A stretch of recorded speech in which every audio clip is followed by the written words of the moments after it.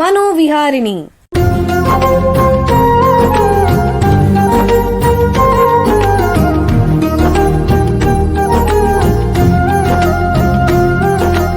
ಬೆಂಗಳೂರಿನ ನಿಮ್ಹಾನ್ಸ್ ವತಿಯಿಂದ ಮಾನಸಿಕ ಆರೋಗ್ಯ ಮತ್ತು ನರವಿಜ್ಞಾನ ಕುರಿತ ಪ್ರಾಯೋಜಿತ ಶಿಕ್ಷಣ ಮಾಲಿಕೆ.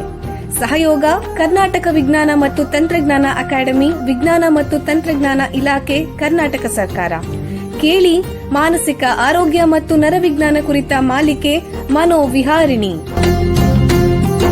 ನಮಸ್ಕಾರ ಶ್ರೋತೃಗಳೇ, ನಿಮಗೆಲ್ಲರಿಗೂ ಮನೋವಿಹಾರಿಣಿ ಶಿಕ್ಷಣ ಮಾಲಿಕೆಯ ಈ ಸಂಚಿಕೆಗೆ ಆತ್ಮೀಯ ಸ್ವಾಗತ. ಹಿಂದಿನ 2 ಸಂಚಿಕೆಗಳಿಂದ ಮಿದುಳುಗಾಯದ ಬಗ್ಗೆ ಚರ್ಚೆ ಮಾಡ್ತಾ ಬಂದಿದ್ದೀವಿ. ಅದನ್ನೇ ಮುಂದುವರಿಸ್ತಾ ಮಿದುಳುಗಾಯ ಆಗಿರುವ ರೋಗಿಗಳಲ್ಲಿ ಪುನರ್ವಸತಿಯ ಬಗ್ಗೆ ತಿಳ್ಕೊಳ್ಳೋಣ. ರಾಮಣ್ಣ ನಮ್ಮ ಮನೆ ಹತ್ರ ಇರೋ ಅಂಗಡಿ ಮಾಲೀಕರು. ಅವ್ರಿಗೆ ಸುಮಾರು 50 ವರ್ಷ ವಯಸ್ಸು.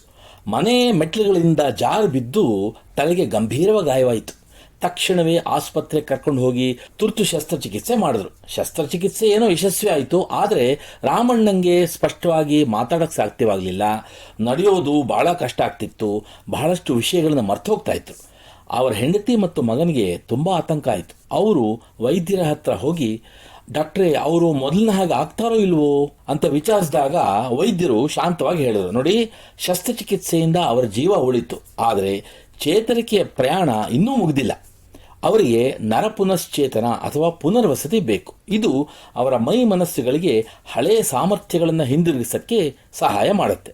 ಅವರ ಕುಟುಂಬದವರಿಗೆ ಬಹಳ ಸಂಶಯ ಇತ್ತು, ಇದರಿಂದ ನಿಜವಾಗ್ಲೂ ಉಪಯೋಗವಾಗತ್ತಾ, ಅದು ಅವರಿಗೆ ತುಂಬ ಕಷ್ಟವಾಗತ್ತಾ, ತುಂಬ ಖರ್ಚಾಗತ್ತಾ?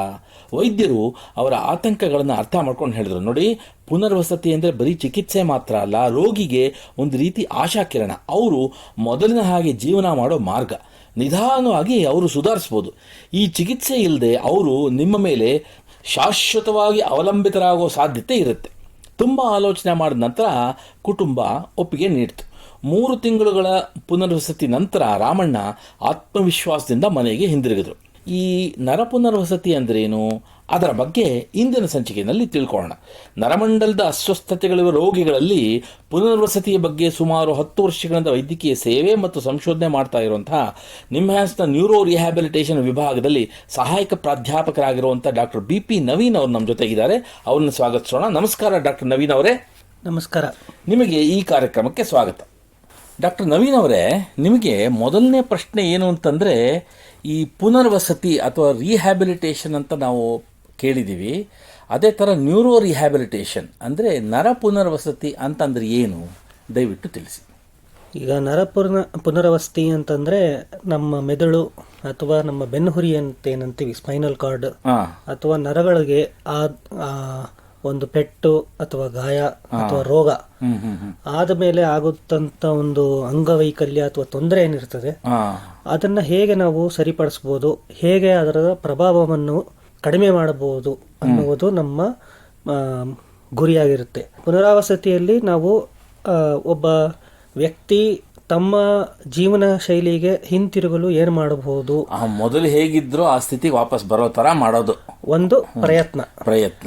ಹೌದು.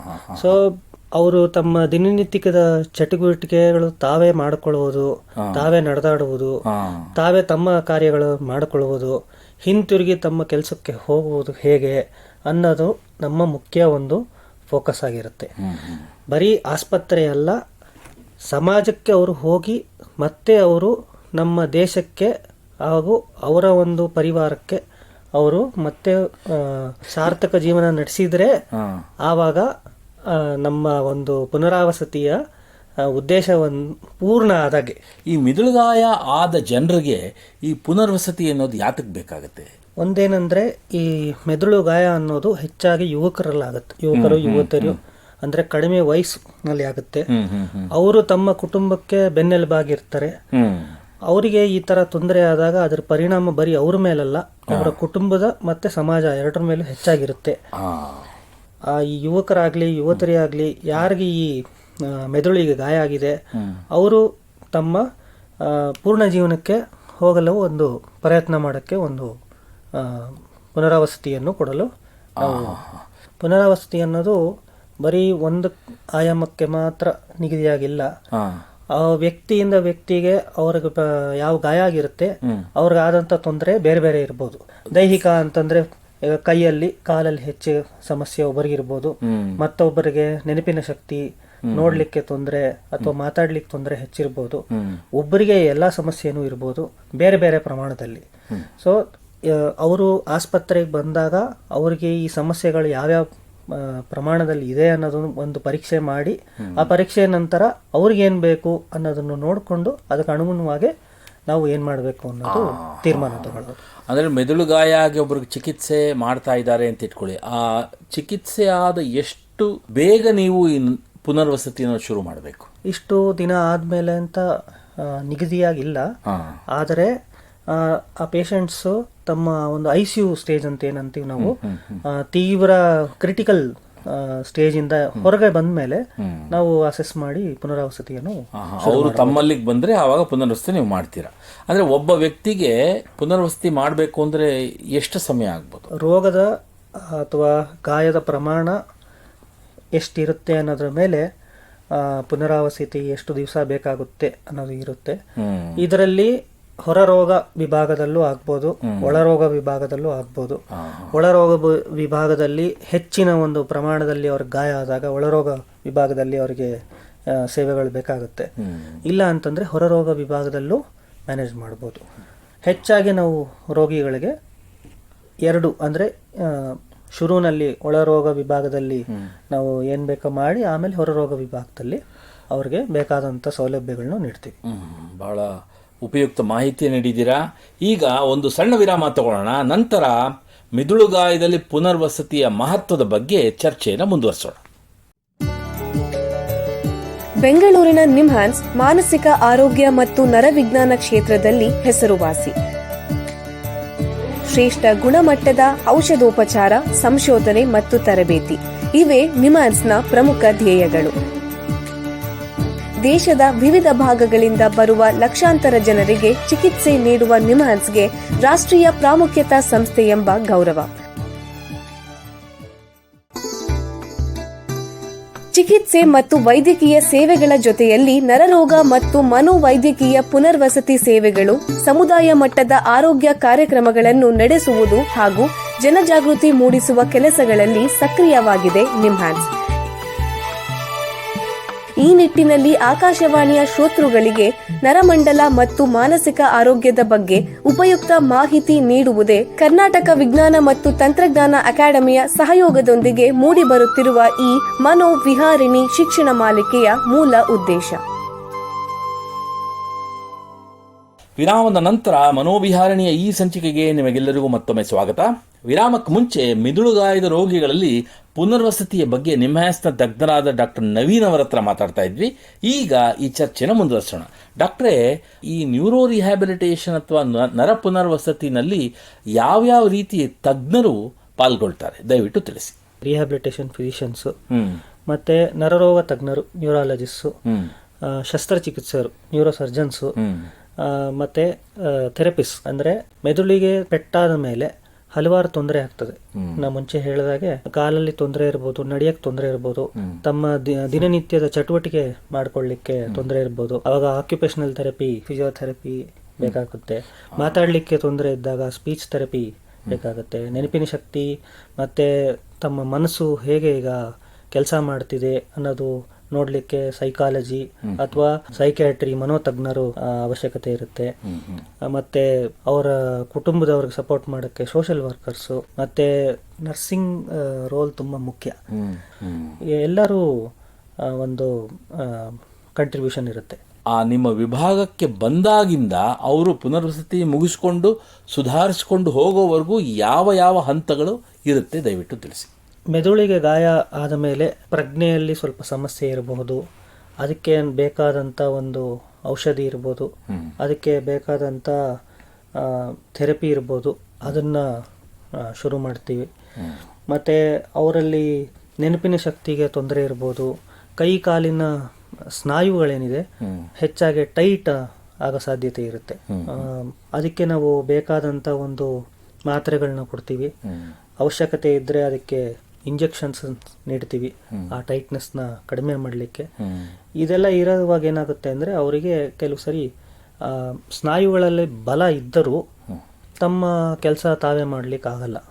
ಅದನ್ನು ನಾವು ಈ ಇಂಜೆಕ್ಷನ್ ಆಗಲಿ ಈ ಮಾತ್ರೆಗಳಾಗಲಿ ಅದನ್ನು ಕೊಟ್ಟು ಟೈಟ್ನೆಸ್ನ ಕಡಿಮೆ ಮಾಡಿ ಅದರಿಂದ ಅವರು ತಮ್ಮ ಕೆಲಸ ತಾವು ಮಾಡೋಕ್ಕೆ ಸಹಾಯ ಆಗೋದಕ್ಕೆ ಹೆಲ್ಪ್ ಆಗುತ್ತೆ. ಕೆಲವು ರೋಗಿಗಳಲ್ಲಿ ಹೆಚ್ಚಾಗಿ ಹೃದಯದ ಬಡಿತ ಏನಿದೆ ಏರ್ಪೇರ್ ಆಗೋದು, ಬ್ಲಡ್ ಪ್ರೆಷರ್ ಏನಿದೆ ಏರ್ಪೇರ್ ಆಗೋದು ಆಗ್ಬೋದು.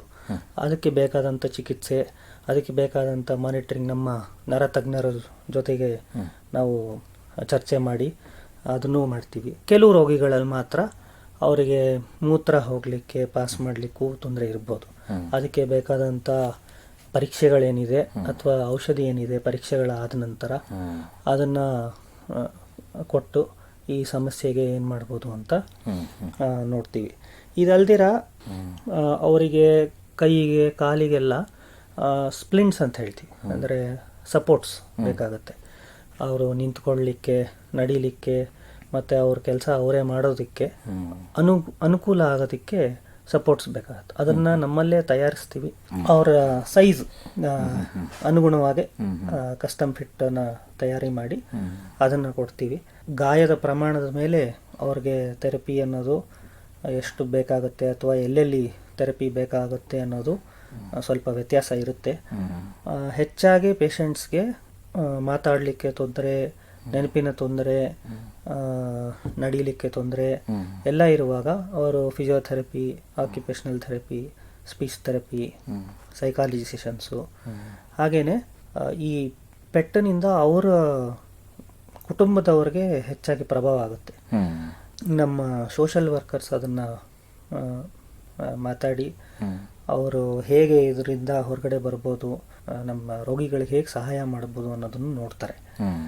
ಕುಟುಂಬ ಸದಸ್ಯರ ಜೊತೆಗೆ ಸಮಾಲೋಚನೆ ತುಂಬ ಮುಖ್ಯ. ಅವ್ರ ಜೊತೆಗೆ ಸಮಾಲೋಚನೆ, ನಮ್ಮ ಸೈಕಾಲಜಿಸ್ಟು, ನಮ್ಮ ಸೋಷಲ್ ವರ್ಕರ್ಸ್ ಕೂಡ ಸಮಾಲೋಚನೆ ಮಾಡಿ ಪುನರಾವಸತಿಯ ಒಂದು ಕೊನೆ ಹಂತಕ್ಕೆ ನಾವು ಬಂದಾಗ ಮುಂದೇನು ಅನ್ನೋದು ತೀರ್ಮಾನಿಸೋದು ಮುಖ್ಯ. ರಿಹ್ಯಾಬಿಲಿಟೇಷನಲ್ಲಿ ನರ್ಸಿಂಗ್ ರೋಲ್ ತುಂಬ ಮುಖ್ಯ. ಪೇಷಂಟ್ ರೋಗಿಗಳಿಗೆ ಗಾಯ ಆಗಿರ್ಬೋದು, ಅದು ಬೆಡ್ ಸೋರ್ಸ್ ಅಂತ ಏನಂತೀವಿ ಕೆಲವ್ರಿಗೆ ಇರ್ಬೋದು, ಅಥವಾ ಅವರ ಆಕ್ಸಿಡೆಂಟ್ ಆದಾಗ ಅಥವಾ ಬಿದ್ದಾಗ ಗಾಯ ಆಗಿರ್ಬೋದು. ಸ್ನಾಯುವಲ್ಲಿ ಟೈಟ್ನೆಸ್ ಇಂದ ಕಂಟ್ರಾಕ್ಚರ್ಸ್ ಅಂತೀವಿ. ಈ ಕಂಟ್ರಾಕ್ಚರ್ಸ್ ಅದು ಕಾಂಪ್ಲಿಕೇಶನ್ಸ್, ಅಂದರೆ ಅದನ್ನು ತಡೆಗಟ್ಟಬಹುದು ನಾವು. ಈ ತಡೆಗಟ್ಟುವುದರಲ್ಲಿ ನಮ್ಮ ನರ್ಸಿಂಗ್ ರೋಲು ತುಂಬ ಇಂಪಾರ್ಟೆಂಟ್. ಮತ್ತು ಅವರು ರೋಗಿಗಳ ಜೊತೆನೇ ಇರೋದರಿಂದ ಅವರು ಅವರ ಕುಟುಂಬದವ್ರ ಜೊತೆಗೆ ಅವರು ಮಾತಾಡೋದು, ಮತ್ತು ಅವರು ರೋಗಿಗಳಲ್ಲಿ ಮುಂಚೆಗೂ ಇವಾಗೂ ಏನು ಪರಿವರ್ತನೆ ಆಗಿದೆ ಅನ್ನೋದೆಲ್ಲ ತಿಳ್ಕೊಳ್ಳೋದರಲ್ಲಿ ಅವ್ರದ್ದು ಒಂದು ಮುಖ್ಯವಾದ ಒಂದು ಪಾತ್ರ ಇರುತ್ತೆ. ಪುನರ್ವಸತಿಗೆ ಬಂದ ಮೇಲೆ ವಾಪಸ್ಸು ನಿಮ್ಮ ವಿಭಾಗದಿಂದ ಮನೆಗೆ ಹೋಗಬೇಕಾದ್ರೆ ಅವರು ಚೇತರಿಕೆ ಎಷ್ಟು ಮಟ್ಟದ್ದಾಗಿರಬಹುದು ಸಾಧಾರಣವಾಗಿ? ಸಿವಿಯರ್ ಇಂಜುರೀಸಲ್ಲಿ ರಿಕವರಿ ಅನ್ನೋದು ಕಡಿಮೆ ಇರುತ್ತೆ. ಮೈಲ್ಡಿಗೆ ಕಂಪೇರ್ ಮಾಡಿದಾಗ ಸಿವಿಯರ್ ಆಗಿ ಪೆಟ್ಟಾದವರಿಗೆ ರಿಕವರಿ, ಚೇತರಿಕೆ ಕಡಿಮೆ ಇರುತ್ತೆ. ಅಂಗವೈಕಲ್ಯ ಅನ್ನೋದು ಜೀವನದಲ್ಲಿ ಉಳಿಯುವ ಚಾನ್ಸಸ್, ಸಾಧ್ಯತೆಗಳು ಹೆಚ್ಚು. ಹಾಗೇನೆ ಮೈಲ್ಡ್ ಇಂಜುರೀಸ್ ಯಾರಿಗಾಗಿರುತ್ತೆ ಅವರಲ್ಲಿ ಚೇತರಿಕೆ ಆಗುವ ಸಾಧ್ಯತೆಗಳು ಹೆಚ್ಚು.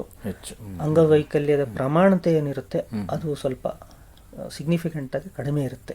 ಬಹಳ ಉಪಯುಕ್ತ ಮಾಹಿತಿ ನೀಡಿದ್ದೀರಾ. ನೋಡಿ, ನಿಮ್ಮ ಹತ್ರ ಮಾತಾಡ್ತಾ ಕಾಲ ಕಳೆದಿದ್ದೇ ಗೊತ್ತಾಗ್ಲಿಲ್ಲ. ಇಲ್ಲಿಗೆ ಈ ಸಂಚಿಕೆ ಮುಗಿಸುವಂತ ಸಮಯ ಆಗ್ತಾ ಇದೆ. ಡಾಕ್ಟರ್ ನವೀನ್ ಅವರೇ, ಎಲ್ಲ ಕೇಳುಗರಿಗೆ ಮಿದುಳು ಗಾಯದ ರೋಗಿಗಳಲ್ಲಿ ಪುನರ್ವಸತಿಯ ಬಗ್ಗೆ ಉಪಯುಕ್ತ ಮಾಹಿತಿ ನೀಡಿದ್ದೀರಾ. ನಿಮಗೆ ಎಲ್ಲರ ಪರವಾಗಿ ಧನ್ಯವಾದಗಳು. ಶ್ರೋತೃಗಳೇ, ಮಾನಸಿಕ ಆರೋಗ್ಯ ಮತ್ತು ನರವಿಜ್ಞಾನದ ಬಗ್ಗೆ, ಅದರಲ್ಲೂ ಮಿದುಳು ಗಾಯದ ಬಗ್ಗೆ ಇನ್ನೂ ಹೆಚ್ಚಿನ ಮಾಹಿತಿಯೊಂದಿಗೆ ಮನೋವಿಹಾರಣೆಯ ಮುಂದಿನ ಸಂಚಿಕೆಯಲ್ಲಿ ಭೇಟಿಯಾಗೋಣ. ನಮಸ್ಕಾರ.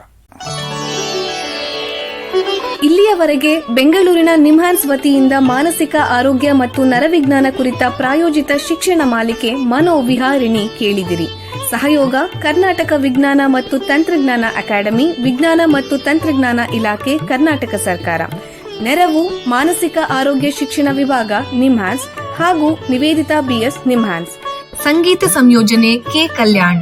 ಪರಿಕಲ್ಪನೆ, ನಿರೂಪಣೆ ಮತ್ತು ನಿರ್ಮಾಣ ಡಾಕ್ಟರ್ MM ಶ್ರೀನಿವಾಸ್ ಭರತ್, ನಿಮ್ಹಾನ್ಸ್. ನಿಮ್ಮ ಸಂದೇಶಗಳನ್ನು ಕಳಿಸಬೇಕಾದ ದೂರವಾಣಿ ಸಂಖ್ಯೆ 7891105524 7899105524. ವಾಟ್ಸ್ಆಪ್ ಸಂದೇಶಗಳು ಮಾತ್ರ. ಈ ಕಾರ್ಯಕ್ರಮದ ಮುಂದಿನ ಸಂಚಿಕೆ ಮುಂದಿನ ವಾರ ಇದೇ ಸಮಯಕ್ಕೆ ಮನೋವಿಹಾರಿಣಿ ಮಾಲಿಕೆಯಲ್ಲಿ.